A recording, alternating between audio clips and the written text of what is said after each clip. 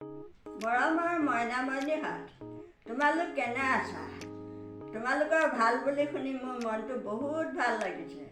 আজি মই আকৌ তোমালোকলৈ নতুন সাধু এটা লৈ আহিছোঁ দেই। সাধুটো হ'ল এহাল বুঢ়া বুঢ়ী সাধু। এখন গাঁৱত এহাল বুঢ়া বুঢ়ী আছিলে। দুয়ো খুব মিলা প্ৰীতিৰে ঘৰখনত বসবাস কৰি আছিল। সিহঁতৰ ল'ৰা ছোৱালী কেও কিছু নাছিল। এদিন আকৌ দুইজনৰ মাজত কিনো লাগিল বুজি পাইছানে? তেওঁলোকৰ মাজত কাজিয়া লাগিলে। কাজিয়া লাগোঁতে বুঢ়াই বুঢ়ীক ক'লে, হেৰৌ বুঢ়ী, তই যিমান কাম কৰ, তই 7 দিনত যিমানখিনি কাম কৰ, তাৰমানে এসপ্তাহত তই যিমান কাম কৰ, মই এদিনতে সিমান কাম কৰোঁ। তইনো কি কাম কৰি দেখুৱাইছ? এইভাগে বুলি বুঢ়ীক বুঢ়াই খং কৰিলে। খং কৰিলে বুঢ়ীয়ে ক'লে, হয়নে? মোৰ 7 দিনৰ কাম তুমি এদিনতে কৰা। ঠিক আছে, তুমি যদি এদিনত কৰিব পাৰা, কালিলৈ তেতিয়াহ'লে ময়ে তোমাৰ কামখিনি কৰিবলৈ যাম। তুমি কি কৰা, হাল বোৱা, হাল বাবলৈ যোৱা, কোৰ মৰা, পথাৰত খেতি কৰা, সেয়াহে কৰা। মই যে ঘৰত কিমান কাম কৰিব লাগে, তোমাৰ মনত মোৰ কামেই নাই, নহয়নে? ঠিক আছে, কালিলৈ ময়ে তোমাৰ হালখন বাবলৈ যাম।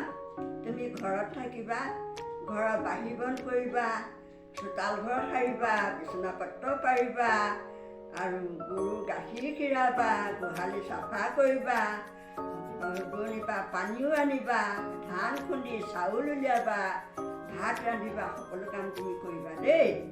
মই বাৰু কালিলৈ হাললৈ ময়ে যাম। বুঢ়াও সেই কথামতে মান্তি হ'ল। মান্তি হৈ বুঢ়াই ক'লে, বোলে ঠিক আছে, কালিলৈ তুমি হাললৈ যাবা, মই তোমাৰ কামখিনি মই ঘৰত কৰিম। তেতিয়া বুঢ়ীয়ে পিছদিনাখন হ'ল বুঢ়াৰ নিচিনাকৈ তেওঁ কাপোৰখনকে চুৰিয়াৰ দৰে পোন মাৰি ল'লে। মুখত এখন তামোল ভৰাই ল'লে। ভৰাই লৈ তেওঁ মানে হাললৈ গৰুহাল খুলি হাতত এচাৰিডাল লৈ গৰুহাল লৈ কান্ধত নাঙলটো ল'লে, লৈ আৰু পথাৰলৈ গ'ল। পথাৰলৈ গৈছে বুঢ়ীয়ে, গৈ বুঢ়াক কৈ থৈ গৈছে, তুমি ভাত ৰান্ধিবা, পানী আনিবা, চোতাল সাৰিবা, বিচনা পত্ৰ পাৰিবা, ঘৰ দুৱাৰ চাফা কৰিবা, গোহালি গৰুৰ গাখীৰো খীৰাবা, গোহালিটো চাফাও কৰিবা। মই আহি পোৱাৰ আগতে তুমি সকলো কৰি থ'ব লাগিব দেই। মই হাল বাবলৈ যাওঁ। সেইভাগে বুলি কান্ধত নাঙলটো লৈ মেখেলাখন চাদৰখন তেওঁ পোন মাৰি ল'লে, নহ'লে জুতু পুতু খাব। সেইকাৰণে পোন মাৰি নাঙলটো লৈ গৰুহালৰ এচাৰিডাল লৈ বুঢ়ীয়ে হাল বাবলৈ গ'ল।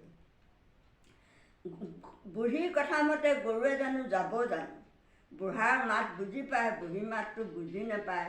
গৰুক লৈ গ'ল, লৈ গৈ কান্ধত নাঙলটো লৈছে, হাতত এচাৰিডাল লৈছে, লৈ আৰু গৰুক মাৰি মেলি পথাৰ পালেগৈ। পথাৰ পাই এতিয়া নাঙল জুতিবই নাজানে বুঢ়ীয়ে। গৰু ইফালে গৈছে, সিফালে গৈছে, সিফালে গৈছে, যেনে তেনে গৰুকেইটা ধৰি নাঙলটো গৰু গাত ডিঙিত লগাই হাল বাবলৈ ধৰিলে। ধৰোঁতে গৰুৱে ক'ত বুঢ়ীৰ মাতত নাঙল যাব, নাঙল ইফালেও নাযায়, সিফালেও নাযায়, টানি আজি এআঁচুৰমান নাঙল হাল বাব পাৰিলে।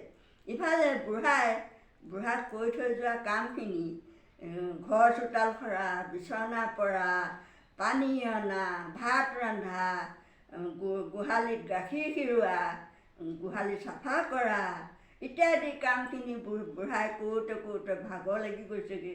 বুঢ়াই মনতে ভাবিলে, বুঢ়ীৰ কামবোৰ বৰ কষ্টকৰ কাম দেই, মই বুঢ়ীক এনেহে খং কৰিলোঁ। তাৰ বুঢ়ীয়েও ইফালেদি হাল বাব নোৱাৰি, 12টা বাজি গৈছে।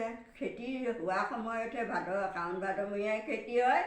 গৰু লৈ গৈছে হয়, কিন্তু হাল বাব বুঢ়ীয়ে নোৱাৰি গৰুকেইটাক খেদি মেলি বুঢ়ী আহি ঘৰলৈ আহি বুঢ়াক কৈছে, ৰৌ বুঢ়া, সোনকালে ওলাই আহাচোন, সোনকালে ওলাই আহা, মোলৈ পানী দুঘটিমান লৈ আহ, মোৰ অন্তঃকণ্ঠ শুকাই আহিছে, অ' বুঢ়া লৈ আহাচোন, লৈ আহা।